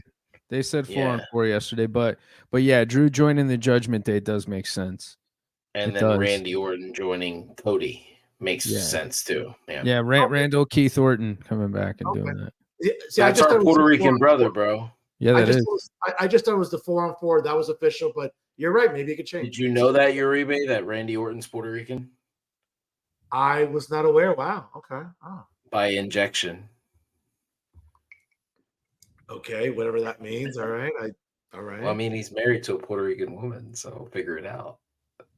But she's not injecting him. He's injecting her. We don't know. It's 2023. We have no idea. Oh God, let's do our show from the East Village next week, folks. I might as well. Okay, wow. That's never been verbalized to me in my adult life that way. But Mach, I love you. Thank you, Mach. 2023, bro. You know what I'm saying? Yeah. Live and let live, bro. You know. Yeah. Is this Vanessa and Wade Wilson where they were talking about having a baby? Yeah, that's what I'm saying. International Women's Day. We don't know. We don't know what happens over in the Orton house. Vanessa, put the strap on, and she's like, I don't think it really works that way, but we can try. Yeah. Okay, all right, I guess. All right, interesting, Mach. Love you for that. I can't unhear that now. I'm going to be thinking about that at work tomorrow. Fucking Francis. Look at D. Guys, again, Roman Reigns continues the streak. Certainly, it's being reported he will not be at Survivor Series.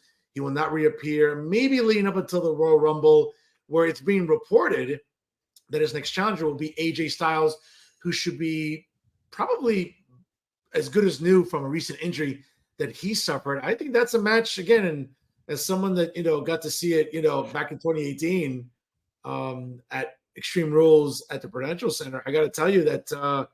Listen, I think that's a really good potential feud for Roman going into the Rumble in Tampa. Delivers for sure, man. Yeah, delivers. It's a match that delivers. Absolutely, yeah, absolutely. That's going to be phenomenal. Absolutely, no pun intended. But a great crown jewel, another great PLE. Being reported, WWE received $50 million alone from the Saudi government for crown jewels. So you want to talk about success at the box office, metrics, merch. Again, WWE continues to print money like it's the Federal Reserve. With all this success. No problem, my friend. Definitely. Guys, main event time. And obviously with the announcement of Survivor Series War Games, everything from Chicago's United Center, right? I believe it. Or is it the Allstate Arena? I'm not sure. I'm going to have to. Again, D, you have a week to do some homework, bro. It's in Chicago. It's in Chicago, Holmes. Okay. Chicago, man. Chicago, way. Not sure what building it is, but obviously with the announcement of War Games, let's go back in time a little bit, guys, and let's think back to War Games as the institution. Again, Mach and I are big NWA, WCW fans. I always enjoyed historically the way that Dusty Rhodes created. It's fascinating the way that, we hear the tales about Dusty Rhodes creating the concept on a napkin, and what we first saw as the first War Games on July 4th, 1987, if I remember correctly. The Superpowers, Dusty Rhodes and Nikita Koloff, joining the Road Warriors and Precious Paul Ellering against the Horsemen, and the executive director of the Four Horsemen, James J. Dillon, as the first ever War Games. I believe at the Omni in Atlanta. I believe they also had a rematch later at the Orange Bowl during the Great American Bash tour of that series that year. First War Games was amazing. Obviously, we got to see a couple other ones.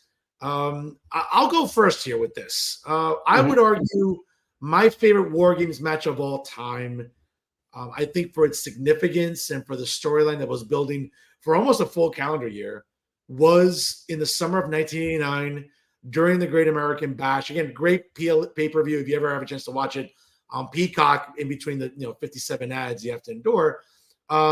Great War Games match. The Freebirds, at the time the World Tag Team Champions, along with Terry Gordy and the Samoan SWAT team, as we obviously got to know them as Samu and Fatu, against Dr. Death Steve Williams, the Road Warriors, and the Midnight Express, Sweet Stan and Beautiful Bobby.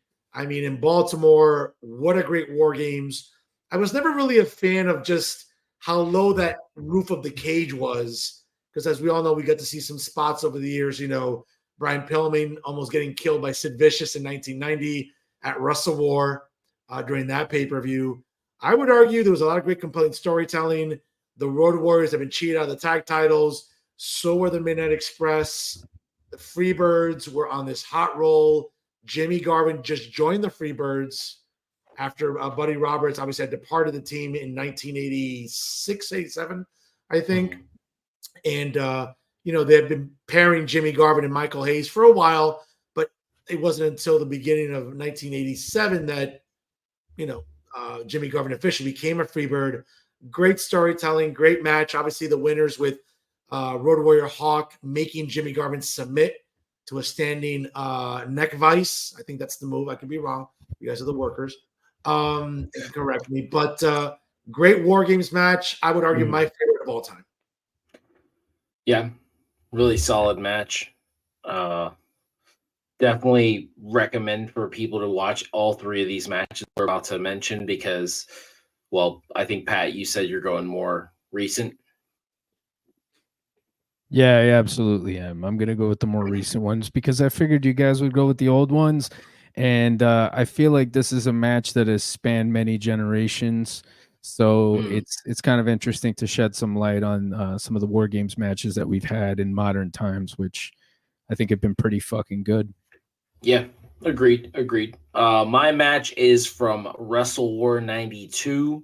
I mean, if I told you that a match consisted of Sting, Dustin Rhodes, Nikita Koloff, Ricky the Dragon Steamboat, and they worked a team of Arn Anderson, Beautiful Bobby, Larry Zbyszko, Rick Rude, and Steve Austin.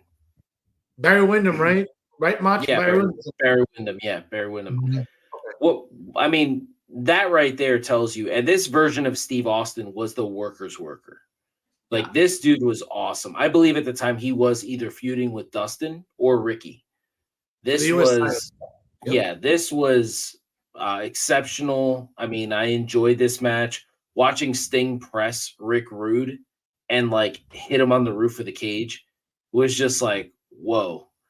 It was a really, really good match. I mean, obviously, I feel like Sting back in the day before WWE, he was like the king of the War Games matches. He was in like almost all of them.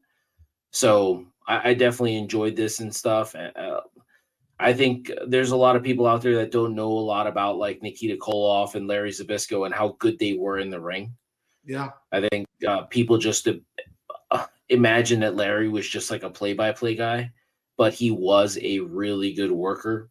That was the latter stages of Larry Zbyszko, right, Macho? I mean, he was kind of the tail end of his in-ring career at that point. Yeah, but he was still a really good worker. Yes, very.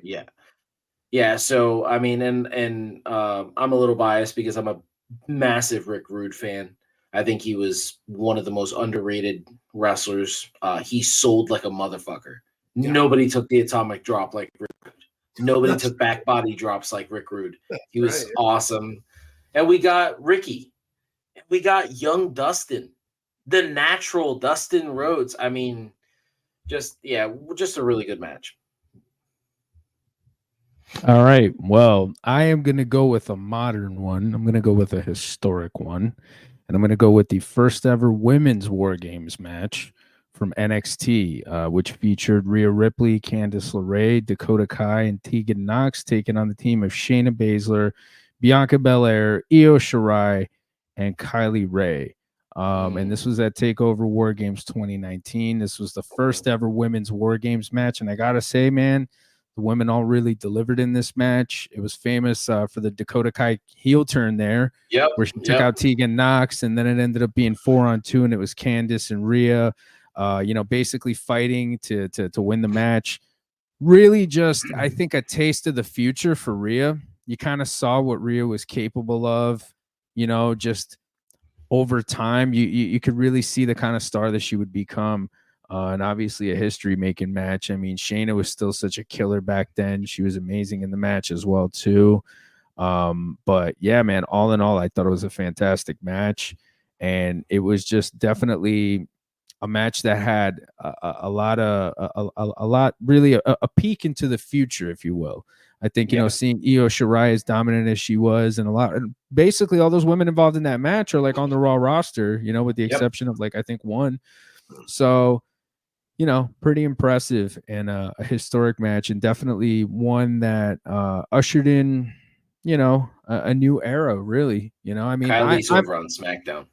Oh, is she? Okay. Yeah. What did they change her name to? Is it Isla Dawn?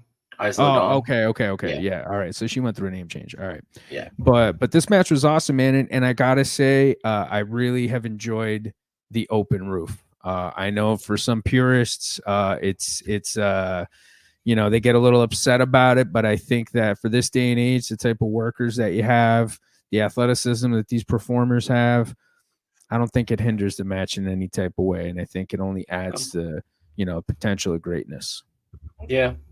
I mean, I enjoy the fact that they're trapped, but obviously having EO do a moonsault off the top of the cage is pretty solid. Yeah. Ricochet doing the same thing. I mean, that adds to the match or whatever, but you're supposed to be trapped. To be fair, exactly. Yeah. And I think to the point of like this past WrestleMania when we had Finn against Edge, there were certain parts of the Hell in a Cell that you could stand on and you could do those high risk moves. So again, I think the reason I enjoyed the War Games again was sort of the element, as Mach said eloquently, that you feel trapped in there. There's that element of like, oh my God, like this is again suspending disbelief. Like you're having these guys enclosed in there, and it was just like a bloody battle. And I understand times change. You're not going to have people opening up gashes, and we all get all that stuff. I think another element too, I think Macho will appreciate this as well. One of the things that really made War Games for me such a great novelty is that, yes, when, it went from 92 and then, let's be fair, into 93, and that War Games match was not very good. When it was like Harlem Heat, I think Sid and Vader against Sting, the Bulldog, Shockmaster. Watch your mouth. Well, per se. But there was a little bit of a gap between having it back on pay-per-view and then thankfully for me, and again, I don't know if Macho will agree with this. I know we're big WCW guys, but it was great that they had incorporated that now into a yearly thing at Fall Brawl, where that was a September pay-per-view for WCW every year. And I really like that Fall Brawl War Games, and that had become sort of staple every single year. Right. Again, another match, 95, that War Games match with Hogan and Luger and Sting and Macho against the Dungeon. Jesus Christ, Kamala, Ming, Earth Shark, whatever. Not Kevin Sullivan. I forget what the other guy was, but not the greatest War Games match. But I always looked at War Games as like this novelty that was a good yearly tradition. I like that Paul introduced it in NXT. Back, I believe, was the first year 2018 or 2019? I don't remember exactly. D, you got a lot of homework to do, bro. So fucking get on. D. I would say that a great novelty that Paul Levesque reintroduced back in either 2018, 2019 as part of NXT during Survivor Series weekend. Now we know it's become a permanent part of Survivor Series weekend. We'll see what the women's War Games match will be coming up in just 2 weeks from this Saturday and in Chicago. Yeah. I'm looking forward to it in general. I want to see what happens. I really hope that we get some special guest appearances, because one of the best memories for one of the best in recent memory was definitely the Kevin Owens re-emerging for NXT. That was a really good spot. So, that War Games match was pretty solid. Yeah, definitely.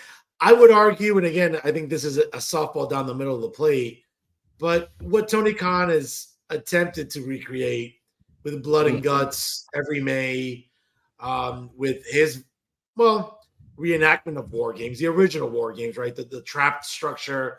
It's basically Hell in a Cell just side by side. It's a very high roof. It allows for a lot of different high spots. Obviously, it makes it a lot more menacing when you think about, thus far, every time they've had Blood and Guts on AEW television, they always end up on the roof of the cage, right? Obviously, we had that horrible, horrible visual in 2021 with Chris Jericho being thrown off the top of the cage. Fucking bad. Remember that? That was fucking wild. like that's an inflatable bed that you like take on a camping trip Yeah. or on a fucking road trip to, I don't know, see in-laws or something. But credit Tony Khan to some extent trying to recreate that nostalgia. But those have been bad blood and guts matches. I get people get involved again in the nostalgia component of it, but those have been bad. Most things in AEW are bad. It just isn't good. I mean, people have gotten hurt because of the way it's been set up. The one thing that I love about the modern War Games matches is how they have that little ramp in between the rings now, that little lip that they insert there. So now guys aren't going to fall between the fucking ring and everybody can do their spot good. So just little modifications like that also for television purposes. I mean, you want to make the most of it. You want to capture the emotion, and I just think that these little enhancements haven't really hindered the match in any type of way. Tony Khan is trying to kind of access a little bit of the old spirit of the match, but he just doesn't. The execution always falls short. It was a tad hokey with the fall off the cage and stuff like that. But I mean, it's AEW. He watched Ready to Rumble too many times. Wow. But, we'll see what happens in War Games, but certainly, I mean, all our choices tonight, guys. I mean, great matches over the years, and it's one of those attractions I think we've always liked as pro wrestling fans. And with time, it adapts, right, evolves when it comes to how War Games is presented. I mean, obviously now, right, there's the novelty of the guys aren't just and the girls aren't coming from the back. Now they're locked in a sort of penalty box type cage center, right? Which is kind of interesting, I think. It's again lends itself to a different dynamic than just being at ringside after the. Actually, another interesting dynamic about War Games, I think that last year was the first time. If I think, correct me if I'm wrong, but last year was the first time that. Well, what they've done in recent years is whether it's a ladder match to determine the advantage in War Games. But last year, if I remember correctly, was the first ever incident where the faces won the advantage in War Games in a match preceding it, and they ended up losing. In most instances, the heels have always won the man advantage after the first 5-minute period. So very different last year to have the faces win the advantage, but subsequently we all know what happened. So kind of a different twist to the match itself, guys. Yeah, that was an interesting little wrinkle, I think, for I guess for the fans of the match. But nonetheless, I think it's going to be fantastic, man. I think they're going to have another great show. There's a lot of cool surprises on the horizon. I know as, the weeks get a little bit closer and closer, we're going to have a little more information as to what to expect. But, based on what we're seeing out there, whether it's the return of CM Punk or the return of Randy Orton, Survivor Series is certainly gearing up to be an interesting PLE. Yeah, absolutely. Guys, as we're wrapping up the show here this week, on this day, November the 7th in pro wrestling history, on this day in 1979, Harley Race defeated the Giant Baba to win back the NWA World Heavyweight title in Amagasaki, Japan. He had just lost it to Baba only a week earlier. In 1985, WWE presented the Wrestling Classic, which, by the way, folks, if you have not watched it on Peacock, definitely watch it. Full of Hall of Famers. It emanated from the Rosemont Horizon in suburban Chicago. It was the first event in WWE history that was available exclusively only on pay-per-view right after WrestleMania, coincidentally of that year. The draw of the event was a star-studded 16-man single elimination tournament. The tournament was won by the Macho Man Randy Savage, who defeated Polish Power Ivan Putski, Ricky Steamboat, and the Dynamite Kid on the way to a tournament win, subsequently over the Junkyard Dog. Again, one of the better pay-per-views from the mid-'80s. The Wrestling Classic, you guys should definitely catch it on Peacock. In 1994, on this edition of Monday Night Raw, Vince McMahon himself announced Macho Man Randy Savage had left the WWE after a 20-year stint. He would debut for WCW a few weeks later. Savage never appeared for the WWE again before his death in 2011. He was subsequently inducted into the Hall of Fame in 2015. I remember that Monday Night Raw where he said, hey, we wish him well. And, of course, subsequently we would see Macho Man show up on WCW Saturday Night. And then at Starrcade later on in 1994, one of the more historic moments, I think, where Vince actually acknowledged the departure of someone which wasn't really the norm on television, right, guys? Yeah, I mean, great respect to Macho Man Randy Savage, or Randy Macho Man Savage, however you prefer to say his name. I think that was just Vince's way of leaving the door open. Yeah, definitely. On this day in 1999, ECW's November to Remember took place at the Burt Flickinger Center in Buffalo, New York. I know. No title changes. What? What? I tried my best to pronounce it. I don't know. What is it Flickinger or Flickinger? Flickinger. I don't know. It's also right. people. Who knows? No title changes took place on the card, but Rob Van Dam retained the World Television Championship against Taz. This was Taz's last pay-per-view match for ECW before his departure, where he would debut in January of 2000 at Madison Square Garden against Kurt Angle at the Royal Rumble. Also, Mike Awesome also retained the ECW Championship against Masato Tanaka. The main event of the night saw Rhino and the Impact players, consisting of Lance Storm and Just Incredible, defeating Raven, Tommy Dreamer, and the Sandman. Also on this day in 2004, TNA held their first ever 3-hour monthly pay-per-view when they presented Victory Road from the Impact Zone in Orlando, Florida. The sole title change of the evening saw Three Life Crew, Conan and BG James, otherwise known as Road Dogg, defeat Team Canada, consisting of Bobby Roode and Eric Young, to win the NWA World Tag Team titles. In the main event, Jeff Jarrett, Slapnuts, defeated Jeff Hardy in a ladder match to retain the NWA World Heavyweight title. After the main event, the late great Macho Man Randy Savage made his TNA debut exactly 10 years to the day since he departed from the WWE. Also in 2010, TNA's Turning Point took place from the Impact Zone. And in the main event, we saw mostly sort of ECW alumni going under the name EV 2.0, as the team consisted of, again, defeating Brian Kendrick, Raven, Rhino, Sabu, and Stevie Richards. Also in 2015, at New Japan's Power Struggle in Osaka, Japan, Ricochet and Matt Sydal defeated Roppongi Vice, Beretta, and Rocky Romero to win the 2015 Super Junior Tag Team Tournament. And also on this day in 2020 at AEW's Full Gear, which took place at Daily's Place during the pandemic in Jacksonville, Florida. In the main event, Jon Moxley retained the AEW World Heavyweight title against Eddie Kingston in an I Quit match. Elsewhere on the card, Darby Allin won the TNT Championship from Cody Rhodes, and the Young Bucks claimed the tag team titles from FTR. All this happened on this day in pro wrestling history. Nice. Did you mention Nikki Cross? I did not mention Nikki Cross. Last year on this day, she also retired the 24/7 championship by throwing it in the trash after winning it. I was not aware of that. Wow. Thank the Lord. Thank God that. Thank the Lord. Yeah. Listen, the less of K-Quick on my fucking TV screen, the better, but that's just me. Wow. Holy hell. Sorry, man. I wasn't not a fan of R-Truth. I'm sorry. Never liked it. You didn't like Ron the Truth Killings? I mean, NWA World Heavyweight. Sure. Yeah. You said you're a big Impact guy. Yeah, I wasn't a fan of R-Truth.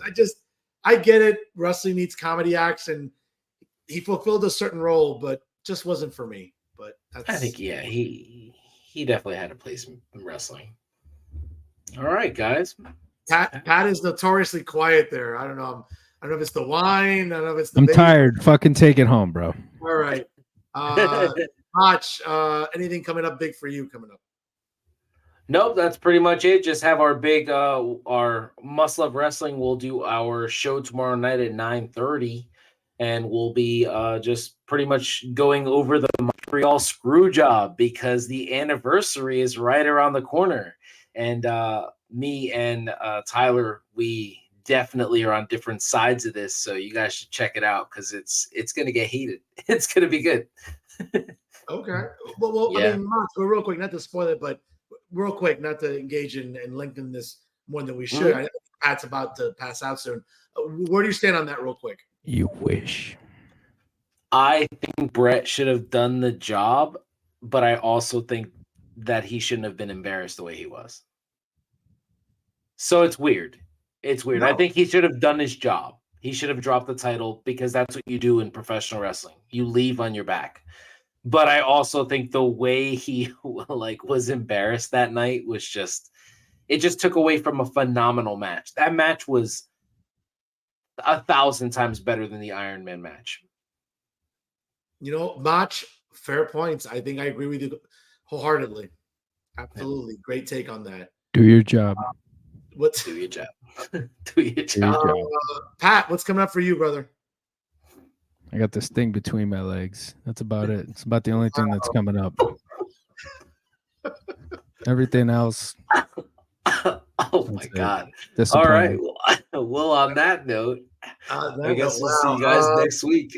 Yeah, guys, for me personally, guys, check out Real Talk this Monday.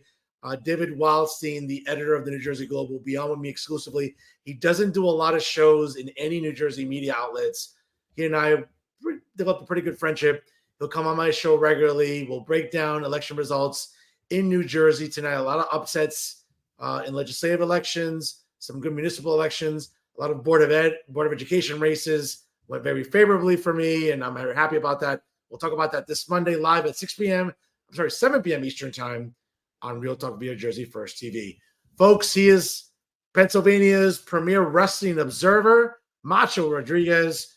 He is Weehawken's premier wrestling analyst and wine connoisseur. Go fuck yourself. Otherwise known as Joe Hand. I am New Jersey's premier journalist, Fernando Uribe, saying so long, folks. And always remember, if you can't be good, be bad, baby. Please party responsibly. We'll see you next week. Working the marks right here on Famcast. Hopefully, Dee will come back from his hiatus. He'll be clean shaven. He'll look like an adult. We can always hope. Folks, we'll see you next week here on Famcast Media.